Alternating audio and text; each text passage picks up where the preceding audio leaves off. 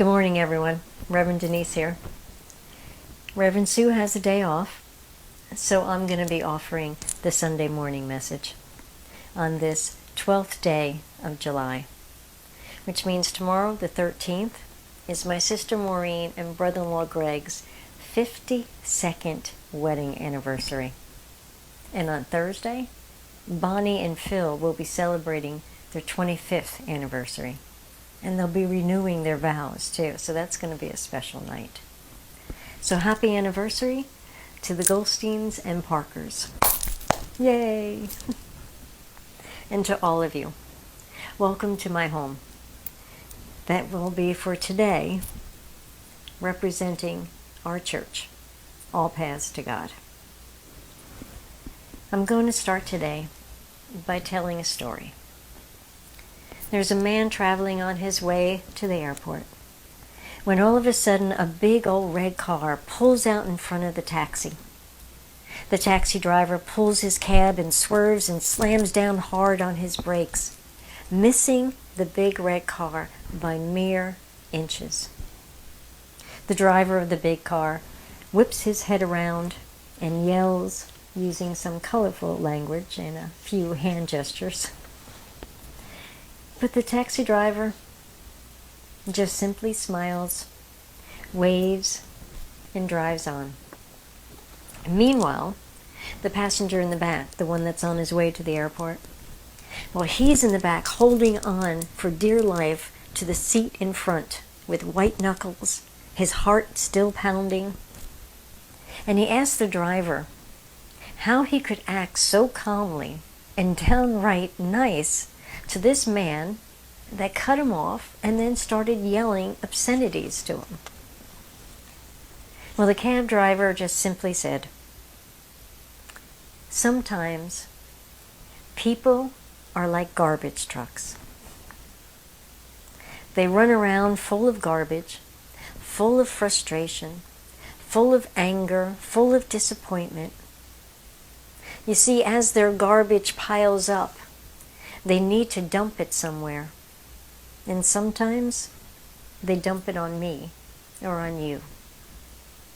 But never take it personally. Just smile and wave and wish them well and move on. Don't take their garbage and then spread it to others." That's a good story. And I think he's right. Sometimes we are like that. All our wounds and hurts and frustrations pile up. And they get so full that we need to dump them.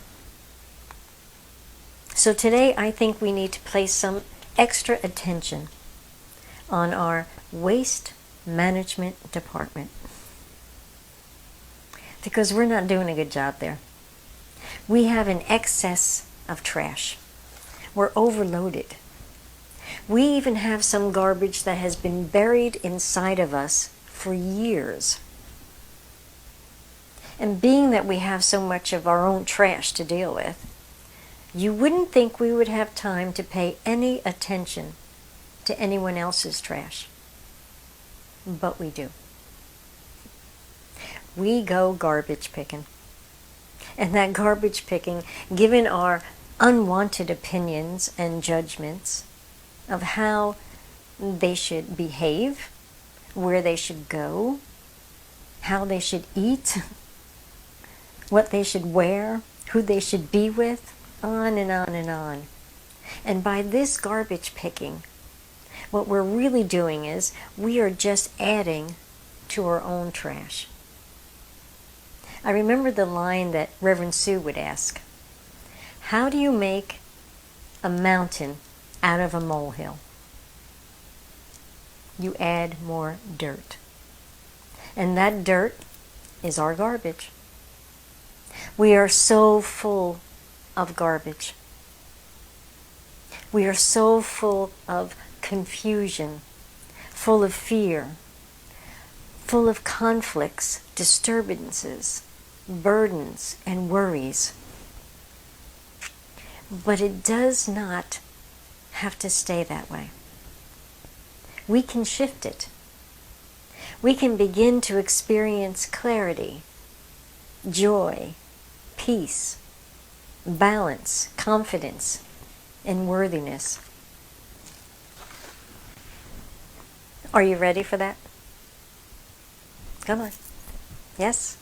Good. Because today is garbage day. Let's take out the trash. Let's clear out our thought closets. Those negative thoughts that tell us we don't have what it takes. We're not good enough. Let's empty the pantries of the past. The hurts, the wounds, the judgments, the resentments. Let's go through our drawers of disappointments. All those that we are still holding on to. Let's clear all the clutter away. We need to do that in order to be free of the stench and rot of self-deception. So we can begin to see our truth and breathe in our own aroma of goodness. Let's make a commitment to welcome garbage day, to diligently go through our trash and really look at it. And we will see that it no longer serves us. Now, of course, I don't expect to have all of my trash released in one day, never to be seen or heard of again or thought of again. But I am ready to do the work, to stop holding on to the lies and false ideas, and to stop blaming anyone else, because this is my trash.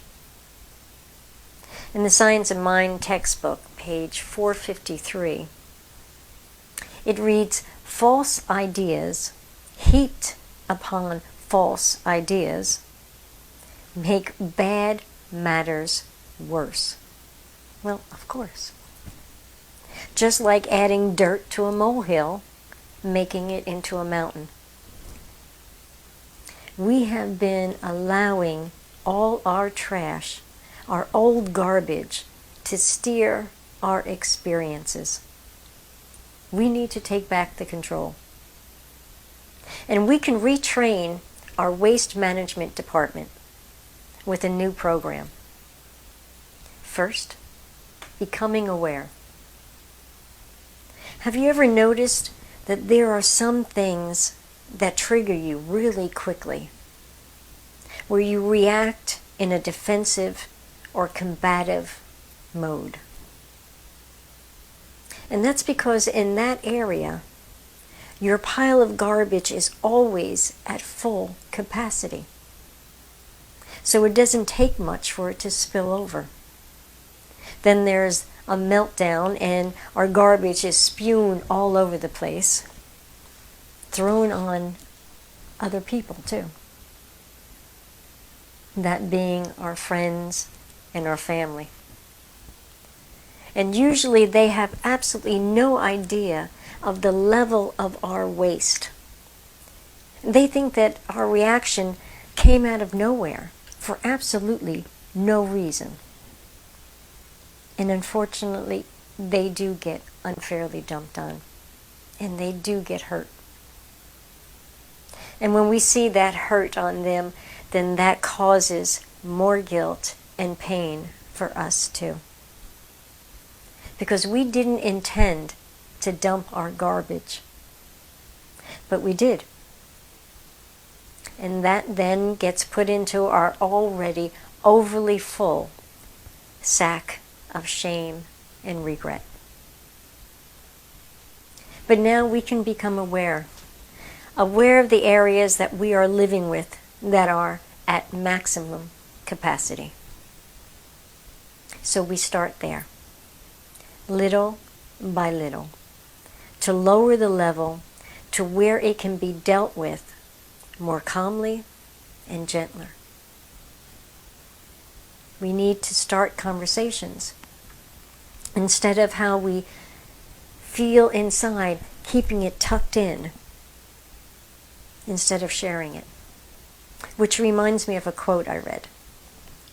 It said, "Darling, you feel heavy because you are too full of truth. Open your mouth and let the truth exist somewhere other than inside your body."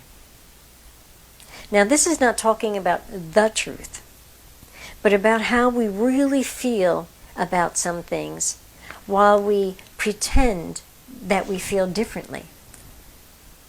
We've been swallowing how we really feel for years, for whatever the reason, whether it's keeping the peace, not wanting to rock the boat, or not wanting to hurt someone's feelings. When we bury these things, they are not gone. We say that they're buried alive. And that will have consequence. They will manifest, whether as disease in our bodies or dis-ease in our relationships and in our experiences. But there are ways to help understand each other. There are great starters for these conversations. A simple one is, ouch. That immediately will get someone's attention. You can let them know right away that that hit a sore spot with just a simple ouch. Or if it's you that feels you might have unintentionally hurt someone with what you said, simply ask them, "What did you just hear me say?" And you may be surprised at what they say. 99 times, it's not even close to what you mean. But now you have the chance to clarify your intentions, rather than just walking away and saying, "Wow, they really reacted strangely just then." And then allowing them to just bury a wound or a misunderstanding. And that could potentially ruin a relationship. If we just have the conversation and ask the question, "What did you hear me say?" Or say ouch when it hurts. That's a good way to keep the molehill just a molehill and not a mountain. You just can stop the dirt from being added. You just got rid of a little trash. And in this way, we can begin to rid ourselves of the buildup, the sludge of old, falsely perceived and presumed ideas and beliefs about ourselves and about others. There's a post I remember seeing on Facebook. It said, "I don't pretend to be someone I'm not. Unless it's the me I want to become. Then I'm practicing." I love that. Let's practice on being who we want to be. Let's empty our trash and embrace a better version of ourselves. One that is closer to the truth of who we are. I read a little story recently in the book, Your Life is Your Message. And the story is about a little boy who was walking down a country road with his grandmother when he noticed a long snakeskin laying on the side of the road. "Why do snakes lose their skin, Grandma?" he asked. And his grandmother's reply was full of wisdom. "If snakes do not shed their skin," she said, "they cannot grow. They will suffocate in their old skin." Wow. What a great analogy for us. We are suffocating ourselves, living under the massive pile of trash, of all of our old stuff. We cannot grow into who we are meant to be until we shed that old skin, that old layer of garbage. Because we are not the things that we have hurtfully been saying to ourselves. We are not. Because we are goodness. We are love. We've just been trapped under all this trash for so long that we have lost sight of ourselves. We were looking out at others rather than looking within ourselves. And within, that is where our beauty lies. There's another cute little story that I read from that same book. It's about the musk deer. And that's a gentle creature that makes its home on the lower slopes of the Himalayas. It is said that one day a little musk deer went to its granny, very puzzled, and asked her where this haunting fragrance he was smelling was coming from. Granny suggested that the little deer go out and smell the animals in the forest to see if it comes from any of them. So the musk deer went to the lion, smelt the lion, and said, "No, it's not the lion." Then he went to the tiger and said, "Oh no, it's definitely not the tiger." Then the monkey, then the bear, then the fish, and then the elephant. One by one, he went to all the animals in the forest, and finally, quite baffled, he returned to Granny. "I have been to every animal in the forest, and none of them have this perfume." Granny smiled wisely and said, "Then here, smell your own paw."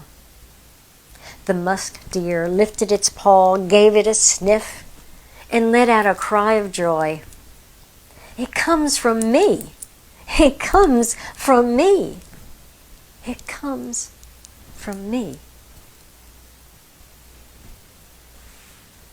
Well, we are all on these journeys, in these type of churches, because we somehow know there is more to us than what we see. We feel it, we sense it, we can almost smell it. So we read book after book. We follow person after person until one day, somewhere along this journey, that voice within, that God whisper, finally gets our attention, just long enough for us to hear. It's within you. It's within you. It's within you. We need some practice there too. Taking the time to listen and to trust. We are created in the image and likeness of God. We cannot be anything that is not in the likeness and image of God. We were created of God. And God don't make no trash. But we sure can collect it. But we don't have to keep it. And we don't have to let it pile up until it spills over and dumps over everything and everyone. We can become aware and take little steps. I want to read a quote by Eknath Esawaran. Forgive me if I mispronounced his name. He's the author of the book, Your Life is Your Message. He's also the founder of the Blue Mountain Center of Meditation. And he says, when we change our hearts, we are able to change ourselves and our world. With this change of heart comes a richer understanding and appreciation for the earth, for the people we live with, and for our own deepest self. So, like the musk deer, let's realize it's within us. We are the perfume that can intoxicate the world with love and peace and joy and goodness. Let's expand our waste management program, working diligently, clearing away the clutter, little at a time. We don't have to act rash. We just do the best we can and take out our own trash. And when we say, it's garbage day, let that be a joyous day of release. So say it with me. Hallelujah, it's garbage day. Now let's go and take out some trash. When you start to remove your trash, you will see the beauty that is you. Thank you. Namaste.